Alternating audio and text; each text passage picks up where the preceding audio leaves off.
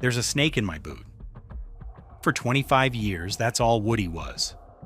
A pull-string doll with a handful of catchphrases, the undisputed favorite toy in Andy's room.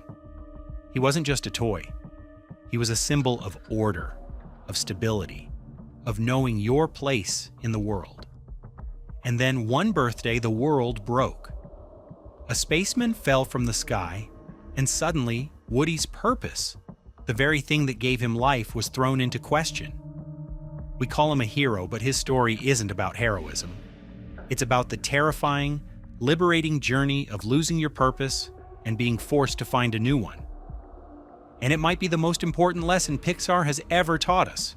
To see it, we have to go back to the moment the crown began to slip. Let's rewind this. Woody doesn't start as a character. He starts as a job title, Andy's favorite.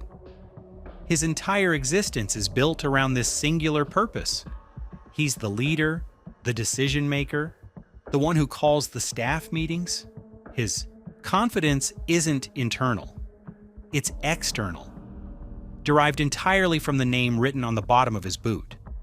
He's not just a toy. He's a middle manager in a felt vest, and his only key performance indicator is Andy's smile. He's everything a toy is supposed to be, and he loves it.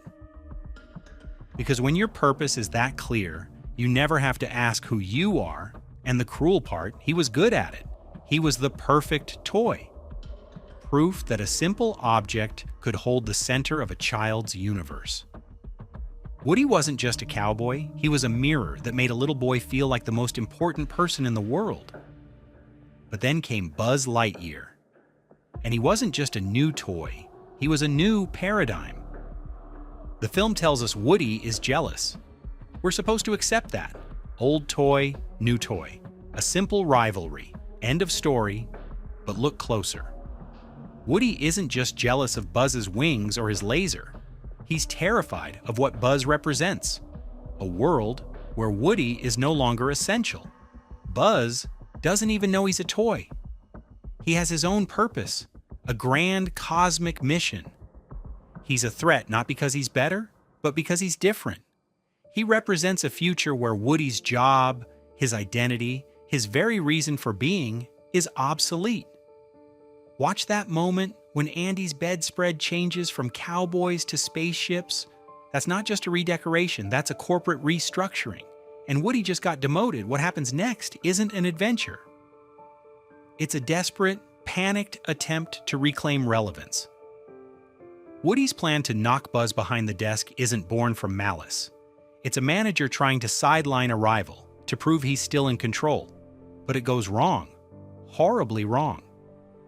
And suddenly, Woody isn't just the forgotten toy, he's the enemy. The one who broke the new favorite.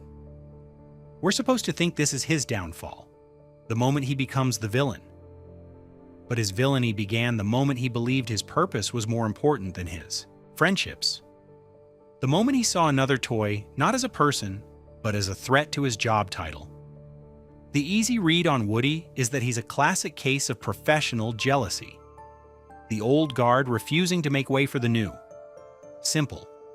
But that's the story we tell because it's comfortable, it makes purpose seem like a competition, and if it's a competition, then losing it is a personal failure. But that's not the whole story. Woody's journey isn't about learning to share the spotlight, it's about learning to live without it. He never wanted to be a leader, he just wanted to be Andy's. His entire identity was tied to a single, external source of validation. That's the trap of a singular purpose. You spend your whole life terrified of the day it gets taken away. The bedroom wasn't a home to Woody, it was an office. And Andy's love wasn't a gift, it was a job review. Proof that he was still performing. And when Buzz arrived, Woody didn't just lose his spot on the bed. He lost the only evidence he had that his life had meaning. Now look at Andy. We want to see him as the source of all meaning. The movie lets us. He's the god of this universe. But Andy is just a kid. He's not malicious. He's just growing. He's changing. And in his change, he reveals the terrifying truth of Woody's existence. His purpose was always temporary. That's the betrayal Woody couldn't survive, not Buzz's arrival. Buzz was just a symptom. The disease was the idea that Woody's worth was dependent on a child's fleeting attention. You are a toy! "You are a toy!" Woody screams this at Buzz, and it's the most desperate, revealing line in the film. He's not trying to help Buzz. He's trying to drag him down to his level. He's trying to force Buzz to accept the same limited, fragile purpose that he's been clinging to his whole life. And Buzz's response, his blissful ignorance, is the cruelest answer of all. No wonder Woody couldn't let go. Letting go would mean accepting that his purpose was a cage. And sometimes holding on to the cage feels easier than facing the terrifying freedom of the world outside.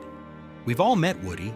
Maybe we've been him, the one who built their entire identity around their job, their relationship, their role in the family. The one who was the best at something until someone better came along, the one who's terrified of retirement, of graduation, of the day the kids leave home. Not because you won't have anything to do, but because you won't know who you are. And you believe it. The fear of irrelevance isn't your idea, but it becomes your identity. And somewhere along the way, you stop being able to tell the difference between what you do and who you are. Find your purpose is the great lie of our time. It comes with conditions nobody reads out loud. The people telling you to find your purpose are often the ones who benefit from you having one.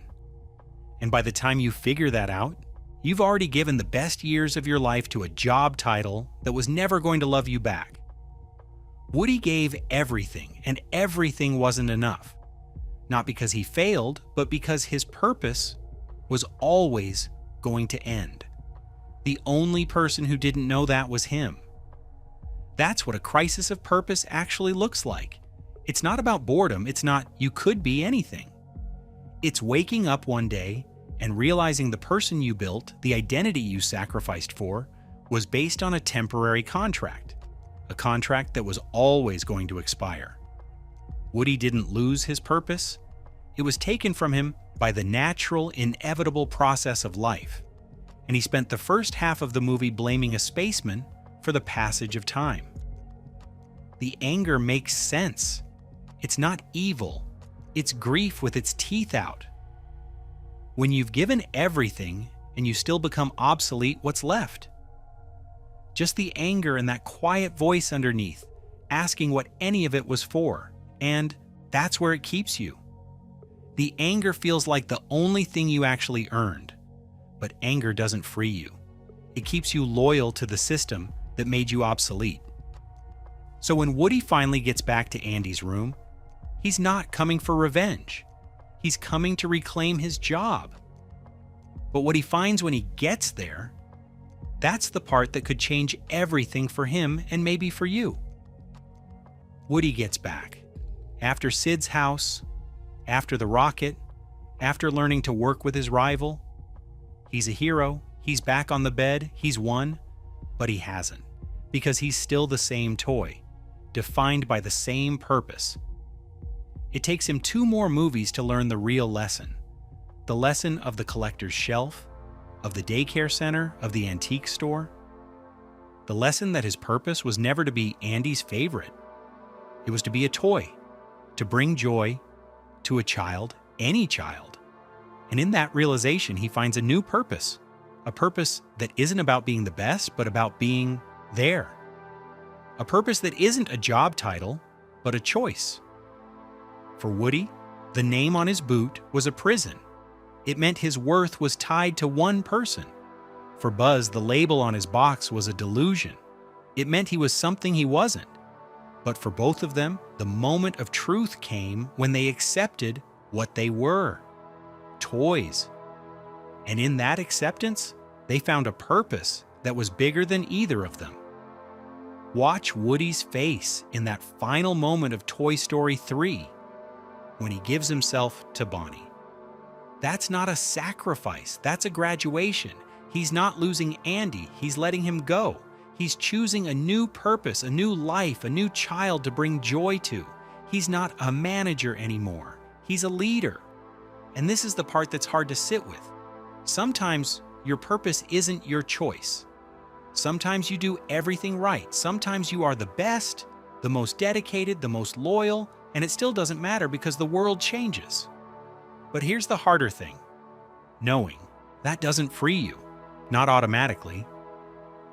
You can understand exactly how you got here and still be stuck, because understanding isn't the same as letting go. Woody understood. In that final moment of saying goodbye to Andy, he saw the truth. His purpose was never to be Andy's. It was to be a toy. He saw it and he accepted it. That's the miracle. Not that he survived, that he knew his worth wasn't written on the bottom of his boot. I know this one personally. I built my identity around a single purpose for years. I was the go-to guy for a specific skill. It was my whole world. And then one day the world didn't need that skill anymore. I was obsolete. I was Woody in a world of Buzz Lightyears. I was holding my own pull string, waiting for someone to pull it, not realizing I was the one who had to let go. Woody got there. He saw the empty bed, and it set him free. I almost let it break me. It was always going to be empty. The purpose you've been clinging to, it's not forever. But that's not a tragedy. Not unless you make it one. That means you get to choose your own. No one else's expectations, no one else's definition of what you're supposed to be. Woody couldn't see that at first. It looked like the end of the world to him, like proof that nothing mattered. But it's not the end. It's an opening. The last time we see Woody, he's not just a cowboy. He's a friend. He's a leader. He's a toy. He's himself. You're still here. Maybe you've been staring at your own empty bed for years and you didn't break. That's not nothing. That's the whole thing. Purpose isn't what you do. It's who you are. Woody finally got to find out who that was. You still can. And maybe that's enough. Maybe it always was.